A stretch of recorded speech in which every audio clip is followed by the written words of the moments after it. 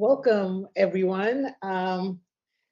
It is my greatest pleasure to welcome you today to our Saturday keynote and to also welcome our winner of the Social Justice Action Award for 2021 for the Winter Roundtable, Dr. Roxane Gay. So I'm going to have Dr. Gay switch on her video now and join us. On behalf of the Winter Roundtable, it is my greatest honor to welcome Dr. Roxane Gay today, the recipient of our 2021 Social Justice Action Award. I mean, I cannot contain my excitement, and I feel that anything I say will not do justice to Dr. Gay's work. Dr. Gay is an author and cultural critic whose writing is unmatched and widely revered. Her work garners international acclaim for its reflective, no-holds-barred exploration of feminism and social critique. With a deft eye on modern culture, she brilliantly critiques its ebb and flow with both wit and ferocity. Dr. Gay has changed the way we think about ourselves through works such as Haiti, Bad Feminist, Hunger, Difficult Women, and several others. She's also a contributing opinion writer for the New York Times and is now teaching a masterclass on writing for social change. On a personal note, Dr. Gay has challenged me to lean into my truth as opposed to sidestepping it. She has held up a mirror for me so that I can examine myself as opposed to hiding behind the shadows of oppression. Her work has changed my life. The Winter Roundtable is excited and glad to welcome Dr. Gay today. Please join me in welcoming her. Thank you, Riddhi. I really appreciate that very generous introduction. I'm so grateful to receive a recognition like this and to be here with you guys on this lovely Saturday morning, at least for me. I'm in Los Angeles. And so I thought that today I would talk a little bit about something I've been thinking about recently as I finish up my next book, which is called How to Be Heard. It's going to be a book of writing advice, practical writing advice, because there's plenty of woo-woo creativity books already out there, and helping people figure out how to use your voice, because I don't believe that voice is something you need to find. It's already there, and you just have to figure out the best ways to use it. And part of that has been thinking about how to write about trauma, because I recently had the opportunity to teach at Yale, where I had attended it as an undergrad. And when they asked me what I wanted to do, I just thought, I would love to teach a writing workshop about writing trauma. And so I wrote an essay that rose out of this, and I'm going to just read part of it. And this is toward the end of the essay, so I'm not going to bore you with the first, 6,000 words.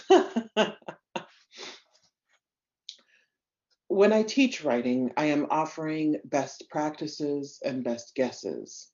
What works for one writer may not work for another. There are perhaps rules for writing, but the rules are only as applicable as a writer wants them to be.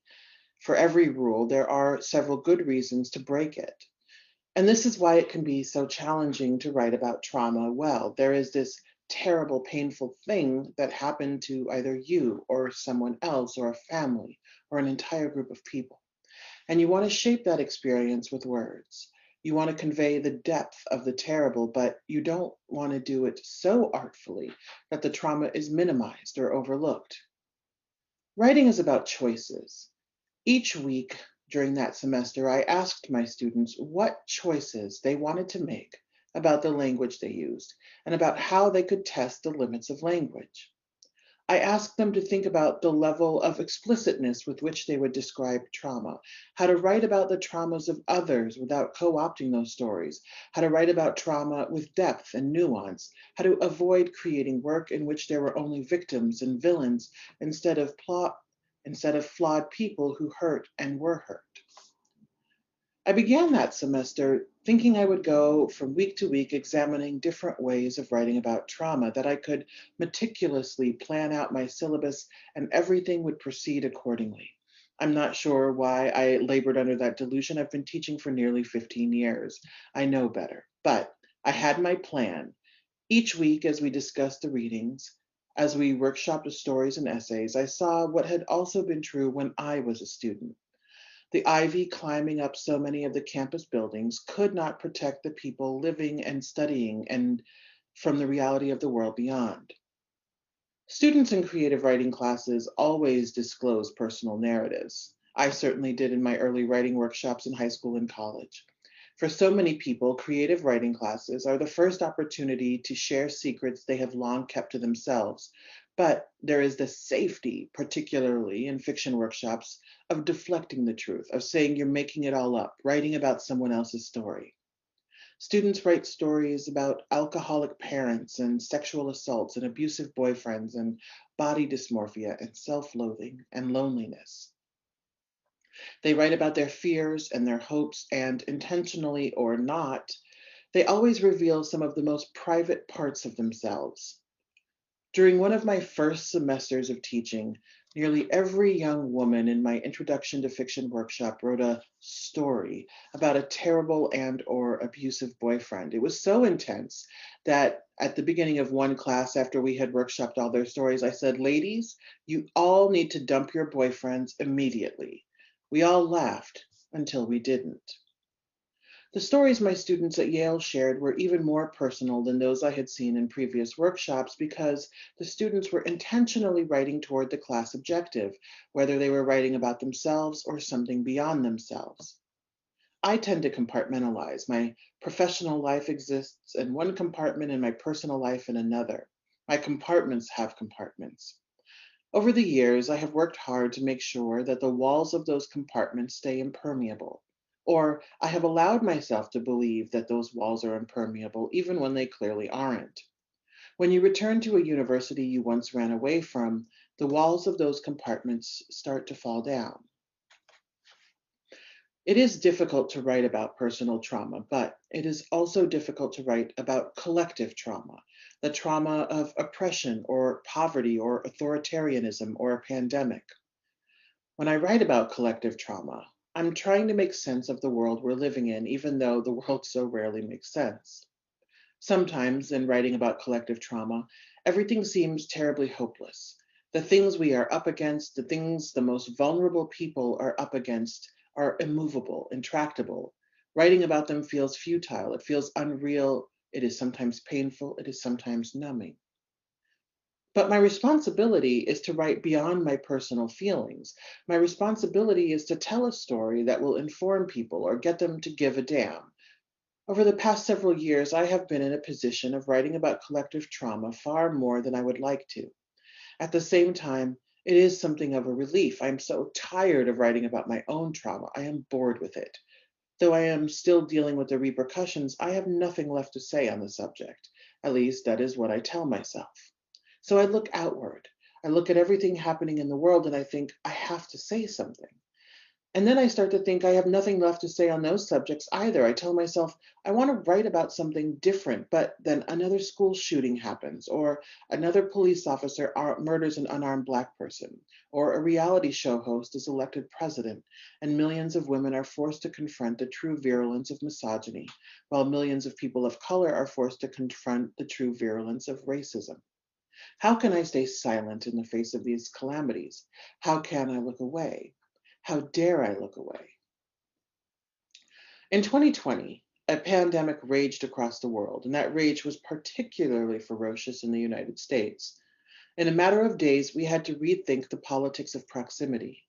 The world became starkly divided between that which is essential and that which is inessential. As a writer, I have been forced to confront how profoundly inessential my work is. And this is not self-deprecation, this is self-awareness.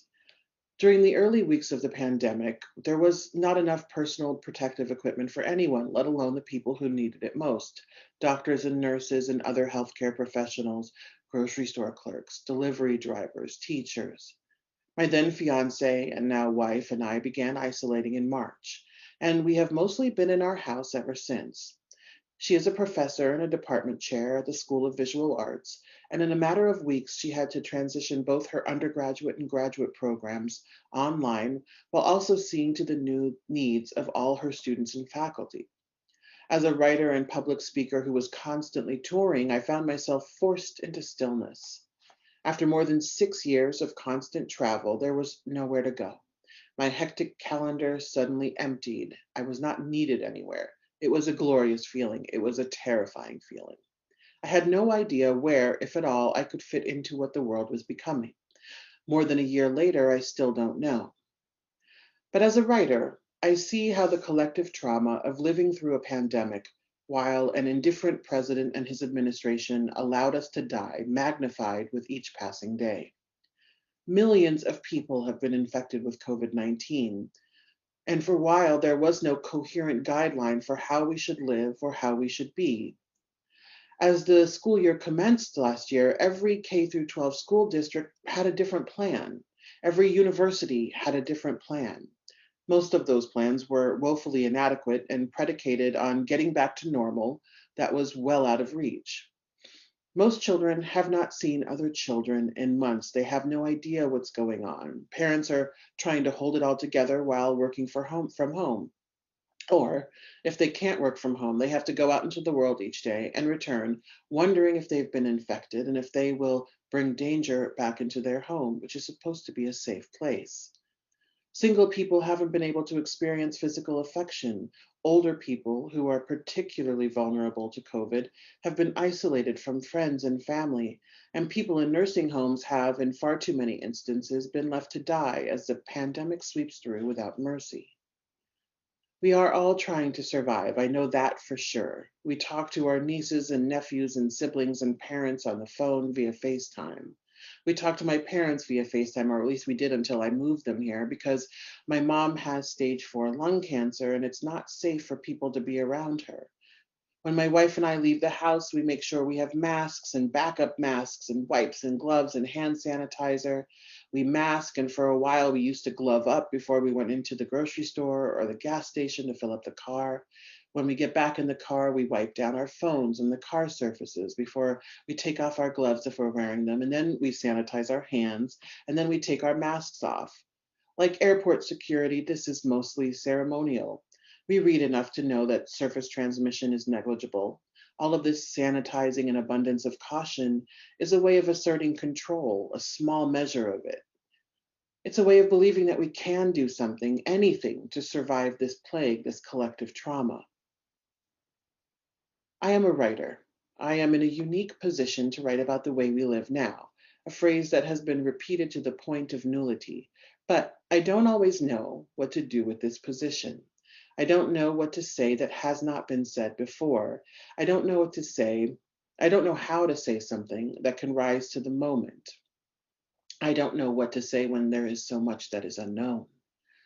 Like many progressives, I was staggered by Donald Trump's election.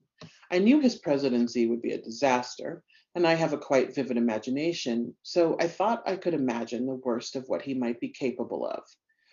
I was not nearly imaginative enough. In 4 years, he dismantled decency and decorum, checks and balances, dignity, and most social and political norms. He pushed a horrifying, hate-filled agenda through with little resistance. He put a craven and indifferent billionaire in charge of the Department of Education. His cronies were given powerful positions for which they are aggressively unqualified. He reshaped the courts for a generation at least. The United States Postal Service was and remains on the verge of collapsing. Congress was embroiled in self-interested political maneuvering. Trump diminished America's global standing and made us a mockery. World leaders did not even bother hiding their disdain for him, and their honesty about his incompetence provided at least a glimmer of hope that we were not all imagining this. And this all happened, of course, before the pandemic. The indifference Trump and his administration demonstrated toward the American people is breathtaking. Now 30 million people have been infected and nearly more than 500,000 have died. The very basic things people should do to keep themselves, their families, and their communities safe have become politicized. Surviving the plague has inexplicably become a matter of survival of the fittest. Because Black and Brown people are disproportionately affected by the pandemic, the Trump administration did not need to care. They willfully looked the other way because they could, and America let them. Joe Biden went on to win the 2020 presidential election, and even as Trump's tenure as president came to a pathetic, corrupt end, He openly tried to steal the presidency he believed was rightfully his because of vanity and hubris. I wish I were being hyperbolic, but I am simply detailing what America has been through in the past 4 years as plainly as I know how. The atrocities of the Trump administration are so excessive that there is no easy way to convey the extent of the rot. I keep reaching for words and feeling like I will always fall short. Nothing is safe. Nowhere is safe. It all feels kind of apocalyptic, and that's for people who are relatively well off. For the poor and the working class, for the essential workers and the people on the front lines of the pandemic, the crisis is magnified innumerably. The economy is struggling along, begging for a stimulus that has been shamefully slow in coming. A housing crisis looms, a debt crisis looms, a student loan debt crisis looms, a healthcare crisis is already upon us and has been for quite a long time. A climate crisis looms. This is a terrible story. This is a profoundly traumatic story. Forgive me. I hate telling this story, and still, it needs to be told. To change the world, we need to face what has become from it. To heal a trauma, we need to understand the extent of it. Thank you very much. Thank you, Dr. Gay. For a minute there, I think with your writing, I just I get lost in it because it is so effective. It sort of gets to the point. And I was a creative writing major in college myself. Excellent. And I heard you describing me when you were sort of describing about creative writing majors. So before we sort of get into our panel portion, I would love to welcome our panelist this afternoon, who's Dr. Yolanda Sealey-Ruiz. She's going to switch on her camera in a second.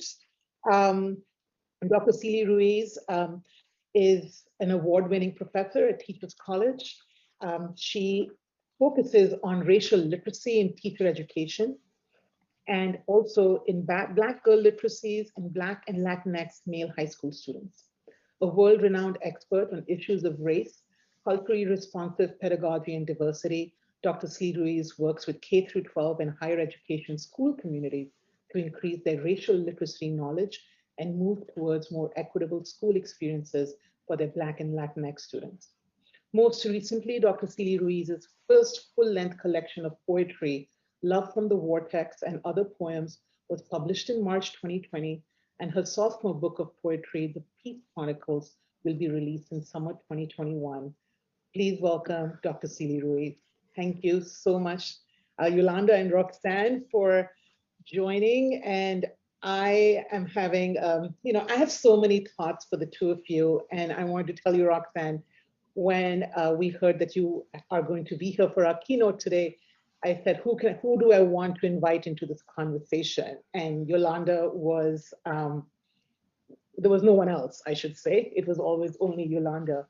Excellent. And I thought we would start today because you said something that sort of really resonated right now, which is that this last year has felt like an onslaught.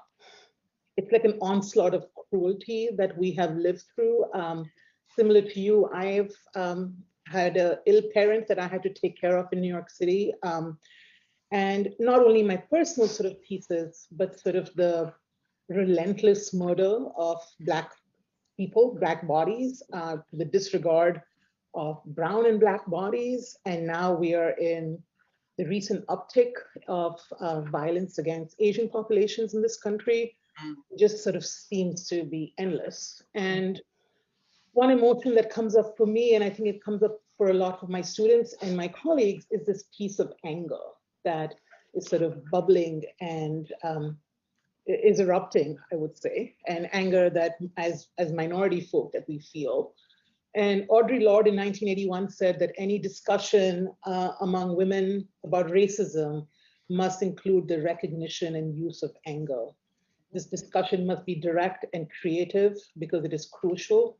We cannot allow our fear of anger to deflect us, nor seduce us into settling for anything less than the hard work of excavating honesty. We must be quite serious about the choice of this topic and the anger entwined within it, because rest assured, our opponents are quite serious about their hatred of us and of what we are trying to do here. She wrote this in 81, and she could have written this yesterday, or she could have written it today. So I thought we would start there, is that can we have meaningful dialogues about race and racism and oppression without having a dialogue that is entwined with anger? And what happens when people of color, when women of color demonstrate with anger this power, and how can we harness it? So it's a large question, but I thought we would start there. And maybe Yolanda, you want to start us off?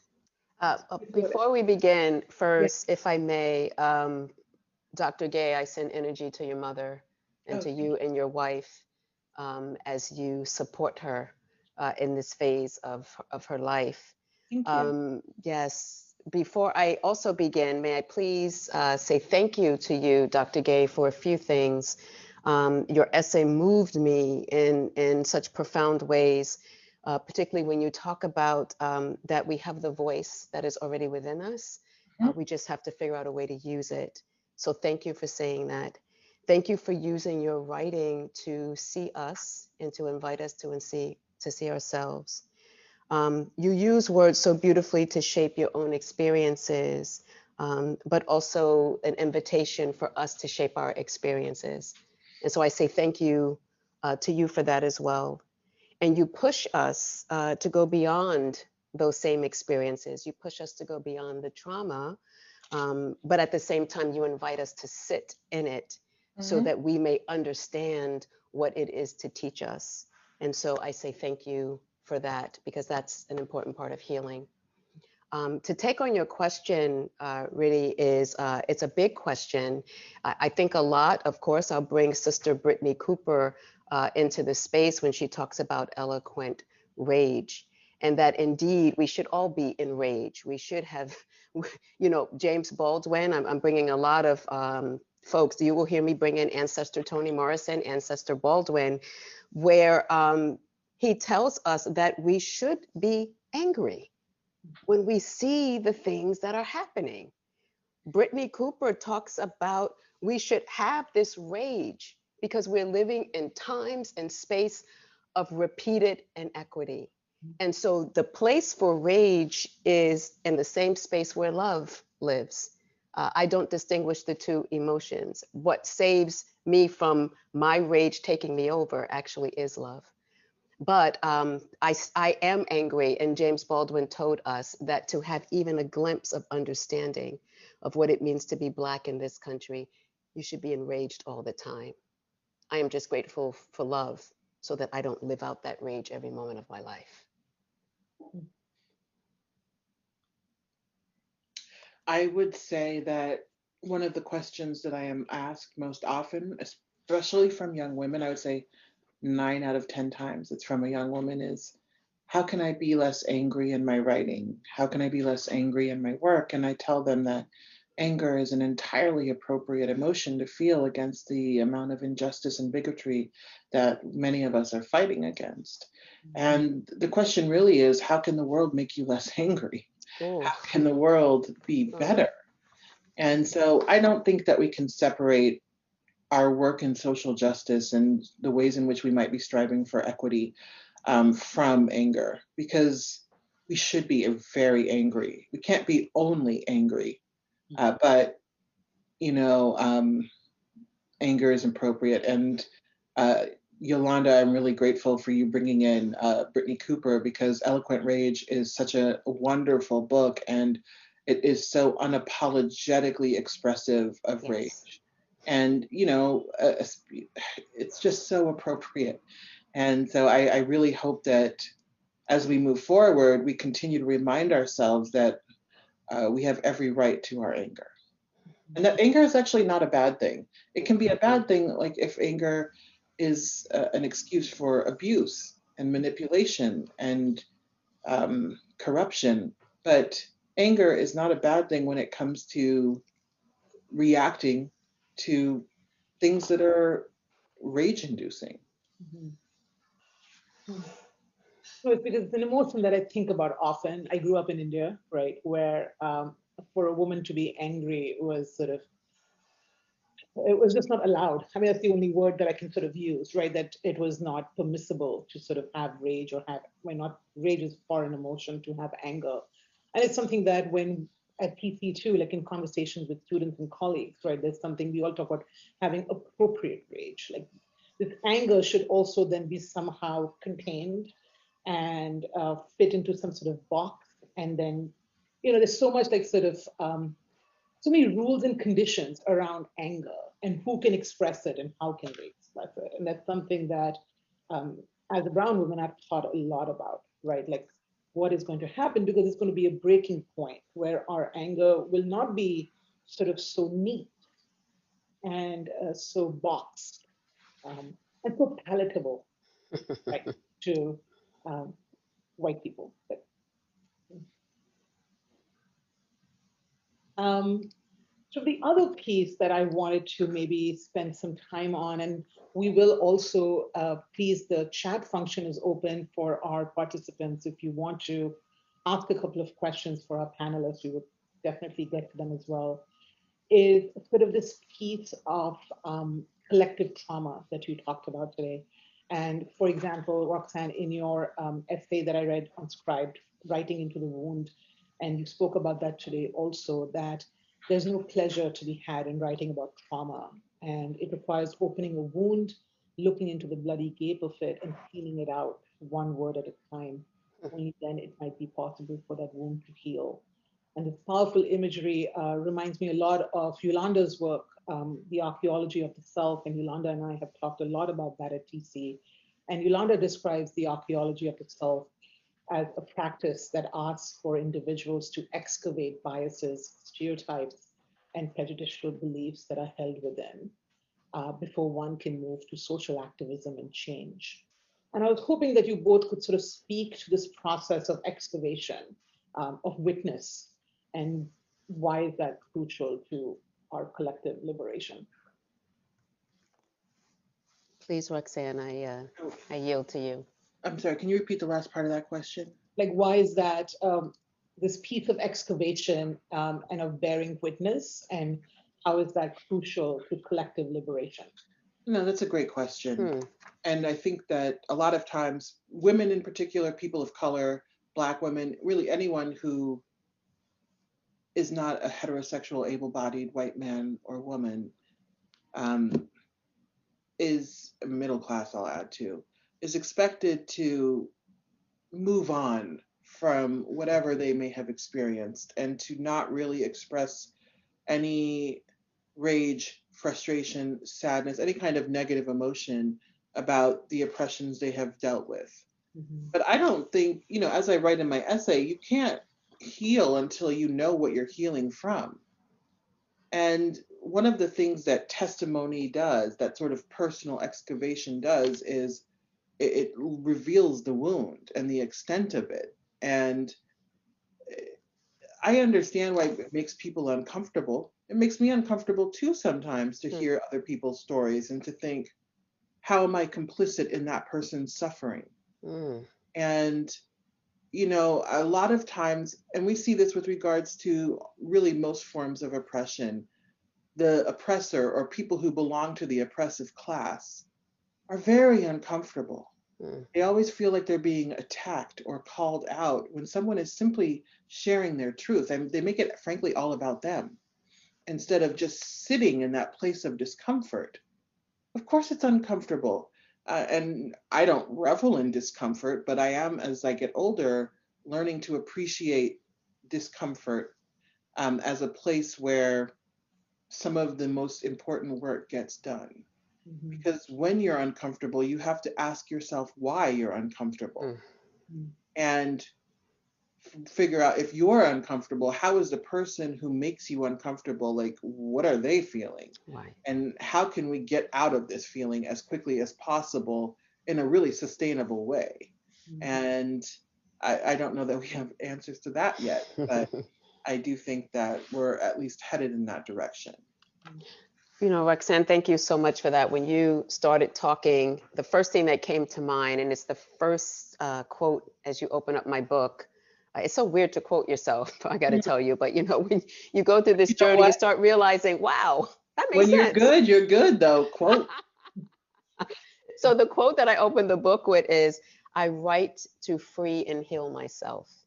And I remember saying that about 10 years ago. And when I sat down to compile Love from the Vortex, because it really wrote itself, I realized what I was doing when I was writing these poems. I was trying to free myself. I was trying to understand what is going on here. Why am I acting this way? Why am I moving in such a space of self-loathing when I should be moving in a space of self-love?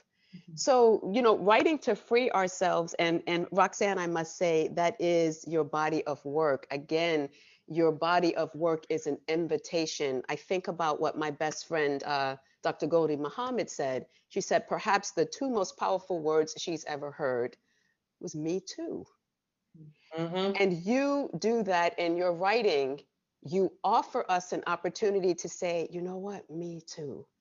Right. And you can get past it and you can move on, and you can also sit with it. And what you also do, I think, so beautifully and powerfully in the essay, in the excerpt that you read, you have reminded us of the collective trauma.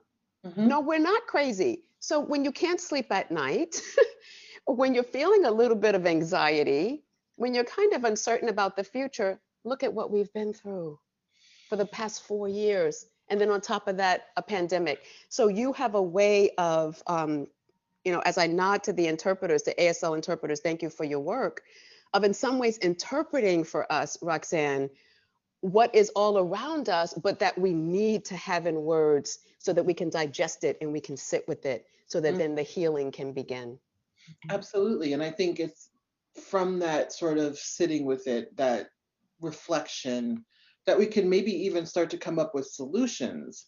One of the biggest, I get a lot of questions. Another question I get this time generally from white people is, okay, so we know what the problem is, so what?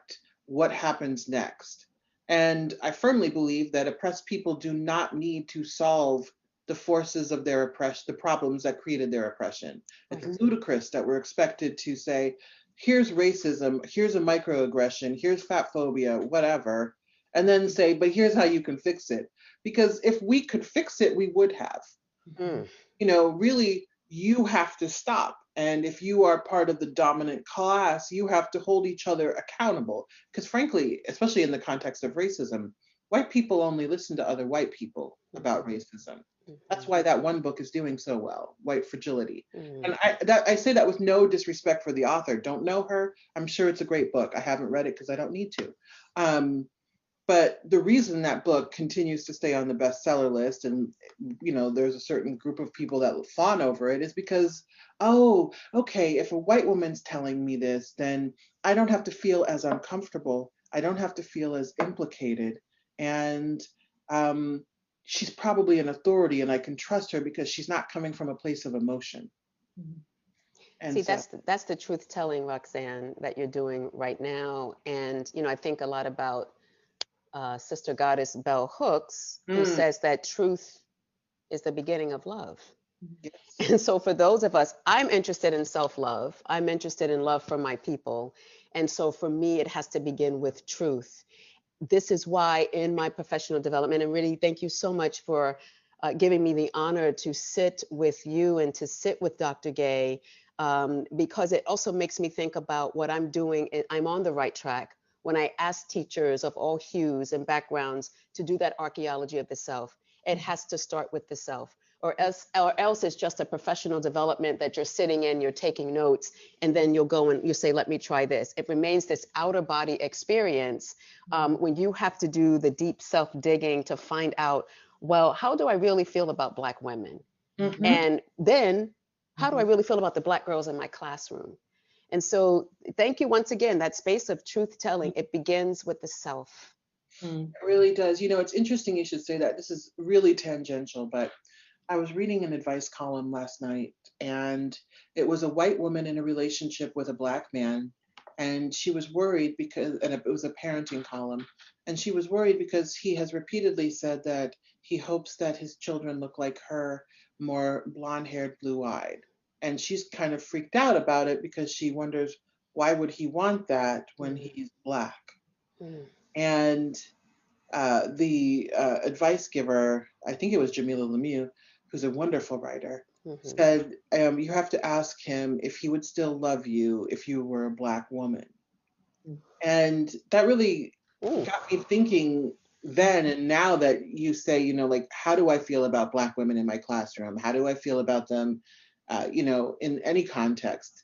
You know, I think a lot of us have to ask ourselves those difficult questions, even when we think we're on the side of righteousness, because internalized racism is incredibly powerful. And it is really hard to break away from it and to think you're immune to it. But none of us are immune to it. And that's actually okay. I think one of the problems with the time that we're currently living in is that we have created no space for nuance. And so it's all or nothing. You're either good or evil. When you make a mistake, that's it. And I don't believe in cancel culture. It's consequence culture, and I'm fine with it. But one of the issues that we're facing now is that we have not figured out what appropriate consequences should look like when people make mistakes. And we have not figured out, okay, we identify the problem. What do we do now? How do we hold people accountable? What does accountability look like? And what does accountability look like not only from people who are obviously terrible, like Donald Trump, but like ourselves, and the ways that we are, you know, that we make mistakes as we try to do better, because we do make these mistakes. And that's, you know, one of the areas I'm really just starting to get more interested in as I think about accountability and what that might look like. I was going to say this internalized racism piece is something that, you know, we talk a lot about in my program, right? We have a class called Racial Cultural Lab where we sort of do this archaeology of the self, where for the entire semester you sit and lay out your stereotypes and prejudices for various groups. You just sort of go down, right? Like, these are my stereotypes about Black people, these are my stereotypes about Asian people. And there's one about, like, sort of just letting it out so that it doesn't fester inside, because oftentimes our internalized racism, unless we sort of relieve it, it tends to sort of just grow. And B, it sort of shows up in the most bizarre way. And I always tell my students that a lot of you are on Tinder, right? Internalized racism, internalized classism, the best place to see where it comes out, I think, sometimes, is actually for it to come out on a dating app.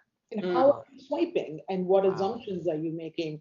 And it is wholly uncomfortable, and it is super uncomfortable for social justice activists to recognize. And I think you're sort of your example of that columnist telling the person what would happen. It's real. And it is real, you know, and I think it also helps us, and I agree about Tinder. I've never used a dating app because I'm old, but I've swiped with my friends to help them find the right person. And it shows all kinds of prejudices about body size, about ability, about looks. And, you know, the thing is, we like what we like. Sometimes we have to interrogate why we like what we like. And I think a lot of times people are like, love is love. And it's like, yes, girl, love is love. But have you ever loved anyone who looks like you? And I'm in an interracial marriage myself. But, you know, like when this question comes up, you know, it makes me think, you know, yeah, what's going on there? And I think it's healthy, you know, it's not an attack. It's like, yes, let's really look at our prejudices. I think, Roxane, that really looking at your prejudices, it's very scary. I mean, you've talked about this, right? It's very scary for white people. And I think there's an expectation that people of color are somehow more open to this process, that we somehow don't have the same fears of looking inward. Because I think once you start unpacking it, because then you have to unpack it all. You can't just be like, oh, this maybe a little bit is uncomfortable. Then you'll be like, oh, where did I learn it? What did my family say? Then you sort of go down this like rabbit hole of just discomfort. But can I say something about that? Because when I do talk about archaeology of the South, I'm beginning to see like these 3 Ps. You know, I play with language, so it's the peril, it's the promise, and it's the power, right? So this metaphor of doing this archaeological dig of the South, just like with archaeologists, they are digging deep and vigorously, but at the same time very delicately, because they don't want to fracture the very artifact that they're trying to excavate, right? But even in excavating or even fracturing that artifact, the fracture of the self has to happen. To some extent, I think we have to be broken open in order to just hang with me, y'all, with this metaphor, right? To invite in new perspectives, new understandings, new ways of being. And so let's say that you are the vase, you're broken open, and you're trying to put yourself back together. What do you normally do? You'll try to get glue, you'll try to line up where the cracks are and make it perfect. And you know that you can never restore back to what was because you've been broken open. But there is a promise there, and looking at the pieces a bit more carefully. You know, I'm nodding TT Toni Morrison, the pieces that I am, because there are multiple pieces that make us up. I don't know that we can ever have a full understanding, but we can attempt to. And for me, that's the power of it. That is the power of trying to understand the pieces of who we are. But you have to be willing, I think, to be broken open to let other ideas and thoughts in. So you have to, as Laura Smith would say to me, you have to, and it was an anonymous person that shared this quote with her, it's anonymous, you have to face the fear and do it anyway. So let's try to live our lives with some courage. You know, it's interesting. I see a question. I can't help it. I see a question in the chat, and it's one of those questions, and that is interesting because I think it speaks to a lot of what we're saying here about. It just speaks to a lot of what we're saying. And the question is, how would you compare the collective trauma that has been experienced by both persons anti-Trump and pro-Trump? I ask this because people went through traumas regardless of political orientation and wonder how they would differ. You know, and I think we see this a lot, this sort of both sidesism. And I think it is incredibly, I think it's just a really not, I think it's bad because it tries to make the oppressions of racism, transphobia, homophobia, misogyny, and these things have been institutionalized, comparable with those racists, homophobes, transphobes, and so on, no longer getting to be that way publicly. I mean, you know, those traumas are not the same. And it's really important to recognize how different those traumas are, because otherwise, sorry. Because otherwise, you know, it makes it seem like we're all the same. Like, no, we are actually not all the same. And they may have experienced trauma, but what they're traumatized by is not getting to continue to air their racism publicly. For at least the next 4 years, they have to go back into the little caves they came from. And so I'm sorry, but I could not answer that question. I totally agree. I think the time to turn the other cheek, you know, this is a whole Gandhi piece, like, oh, it's done. Like, we're over it. You know, the time has passed, and the reality is it never works. And we are always caretaking the oppressor. Correct. And here's the thing, they will never caretake us.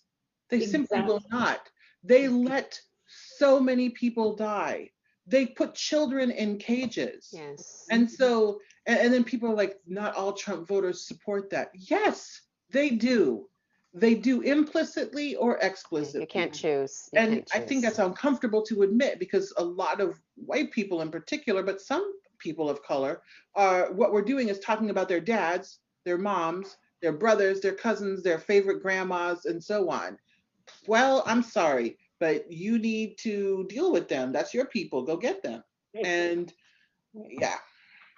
And stop telling us to deal with them.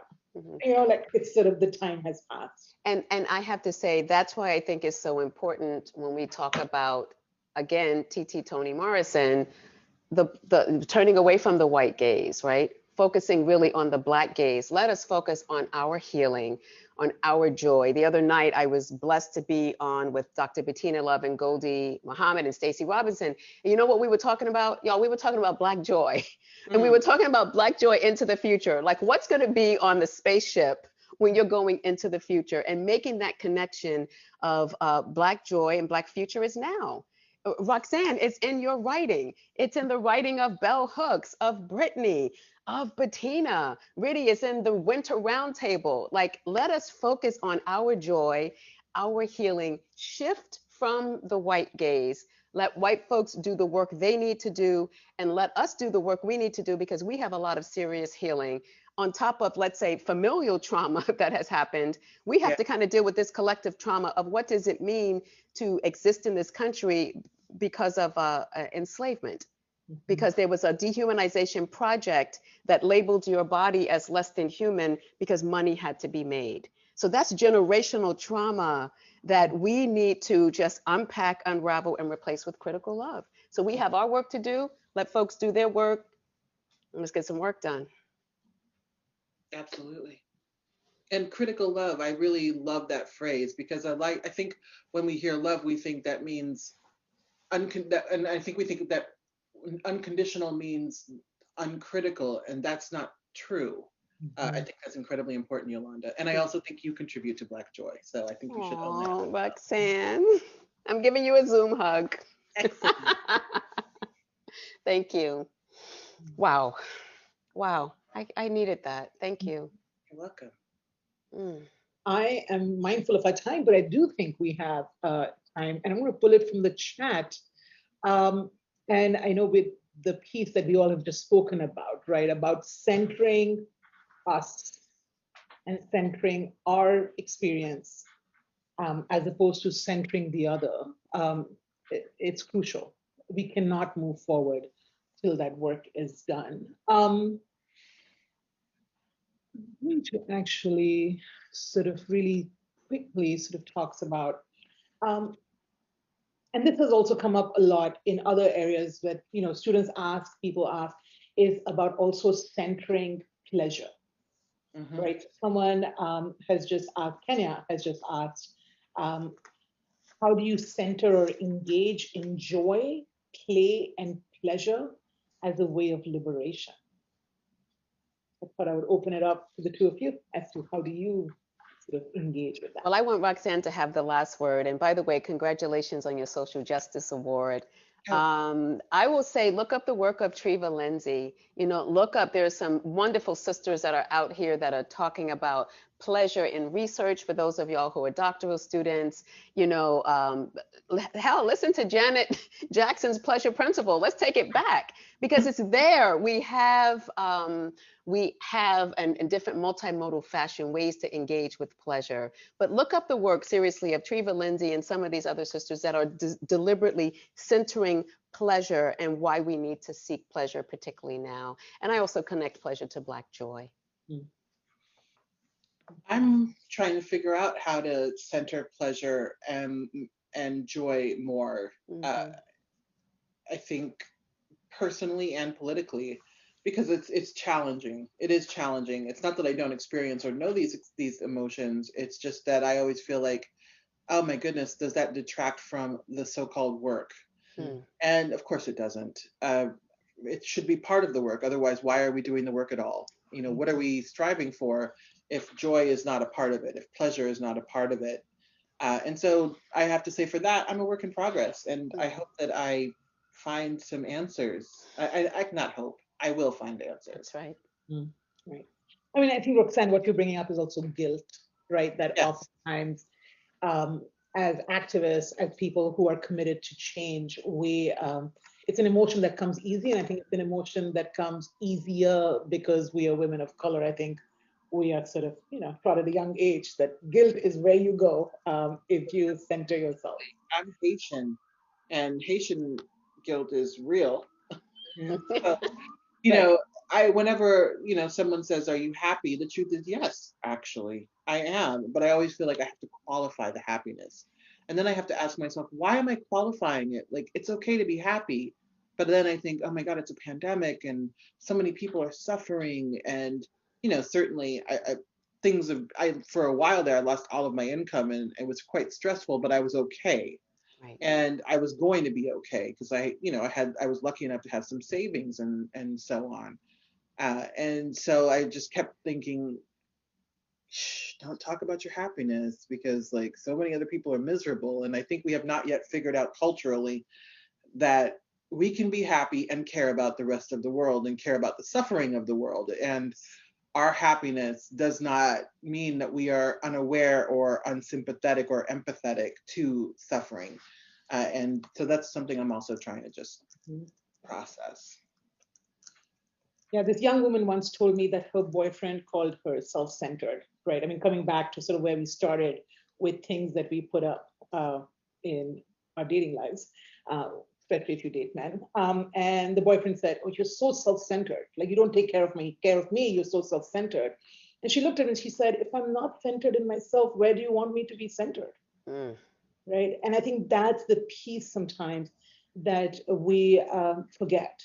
That being self-centered, that being rooted in you and your needs is crucial in sort of moving forward, right? Otherwise, you're just tipping in balance. Yeah, like this idea that, you know, I don't know, this culture we have created for many years, a culture of, especially for women, self-effacement. Like, I don't need anything. Mm-hmm. I'm good. I don't care about myself at all. And so when a woman even marginally cares about herself, all of a sudden she is self-centered and selfish. And it's so important to reject that kind of thinking. I mean, that woman just needs to leave that man because that man is never going to respect her or treat her right and never going to center her. Because what he's really saying is, you don't center me instead of, and you don't prioritize centering me. And he's just resentful of that. I mean, that is, thank that man, because what that man is telling you is to leave him. I like when men do that, like when they just tell you instead of like making you wait or like search for clues. No need. He's right there. Exactly. Right. Tell me on our first Tinder conversation where they're going so I can make a decision as to where I'm going. Right. Yeah. Exactly. Especially as you get older, like TikTok. Time's short. Let's go. Let's go. Exactly. When you say TikTok, you know, immediately I think, oh, you mean like the app, the platform? Yeah. I'm telling you, that's like where my head went right away, Roxanne. But one thing I do want to share, part of this conversation and resonating with Love from the Vortex, you know, there is a poem in there called I Want. And in that poem, I take space to say what it is I want and what I deserve. So if you don't do the self-love and that self-excavation, and you don't know what you want and what you deserve, how do you expect someone else to do that? I don't think we leave that for other people to do. That's the work of the self. So let's, you know, be women who say we know what we want and know what we need and what we desire. So. I am mindful of our time, and I told this to our to the organizing committee, to our wonderful coordinators, and to Greg Payton, my co-director. But I really wanted to ask the two of you. My last question is about Bridgerton, and if you have either watched Bridgerton. Yes, Your Grace. And I was just wondering, I mean, let me ask first, Roxanne, Yolanda, have you seen Bridgerton? No, but I know who Bridgerton. I mean, I know about the hot guy. He follows me on Twitter, by the way. I found out the other day he followed me on Twitter. I followed him right back. Of course you did, Roxanne. He did it. And I saw him on Saturday Night Live the other night. And I'm going to tell you the reason I do watch Bridgerton. You talk about your undergraduate studies a lot, Roxanne, at Yale. I went to NYU and I majored in 18th century literature. So I actually love that literature. But when I read Toni Morrison, I wanted to rip my scalp out because she spoke to me in a way that, you know, the Sisters Bronte could not.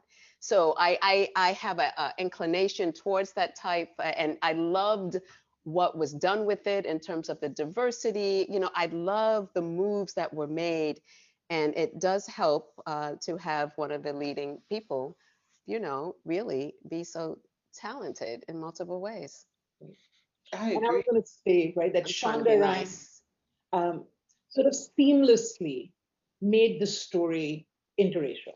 Absolutely. Right? And sort of did it without, there was no question. As a viewer, I had never had any questions to what is happening here. I was like, oh, great. I took it for sort of granted. And I was wondering about the two of you as we sort of move forward. Where do you think art and creativity, and how can we sort of increase the platform for it to have that piece of diversity in it? Well, I mean, we have to continue to demand it. And, it's supply and demand. And so we have to demand it so that the supply continues to improve, because it seems like things are getting much better. It seems that way, but like only 19% of all Netflix projects were produced by women.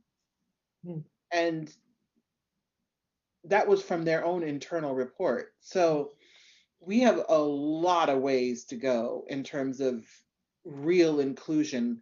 What we're starting to see is the bare minimum.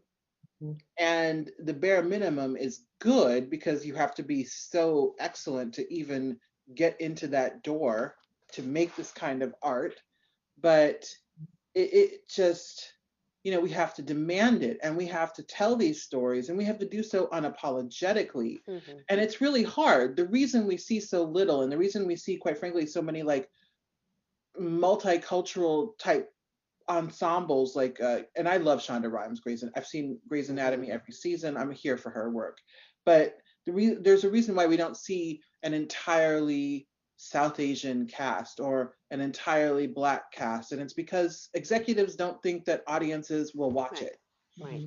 And frankly, even though I think he's very toxic, the only person who is making only Black art is especially for television, is Tyler Perry. And so like we have this single source situation that is such a mess. And so we have to just start accepting that it's okay to tell people of color stories without including white people, the white friend, the white boss, the white partner. Like it's not needed. We saw that with Fresh Off the Boat a little bit. I thought, and like, so we have to start also seeing more of that kind of very culturally specific entertainment. What was the show? I May Destroy You. Oh, I saw that. On Yeah. HBO was, I think, a really good example. And of course, and I think multiculturalism is important and great. And we live in a multicultural world, so thank goodness. And so I'm not saying like not having people of other races, but like centering the experience of a person of color. And we see that really well in I May Destroy You. Like it is an entirely Black woman's story. And I see people like naming things in the chat, and you're right, but that's the problem. As long as we can still name them, there aren't enough. Right. No, that's beautiful. The last thing I'll say is that's why I look a lot to Afrofuturism, and I'm grateful for my students, Olu and Loom, who introduced me to African futurism and Afrofuturism. The future is now. Those stories Octavia Butler gave us decades ago. And so just really imagining and freedom dreaming a world that has an entire Black gaze. And it'll be nice when Hollywood catches up to that. It'll be nice. Well, I think someone said this very aptly in the chat that I wish this could go on for 3 more hours. I cannot agree more. I could talk to the two of you for hours ad nauseum. I will remember this conversation. I will marinate and mull it over. We have recorded it. I'll probably watch it again. And I just want to say that you both embody such tremendous strength. And just being in your presence today, I walk away feeling stronger. And because of your power, your collective power, the words of Arundhati Roy ring true for me, which are, another world is not only possible, she is on her way. On a quiet day, I can hear her breathing. Thank you so much. Wow. Thank you. Thank Roxane, you. thank you. Thank you for this award. It means a lot. Thank you. Hey, bye guys. Bye.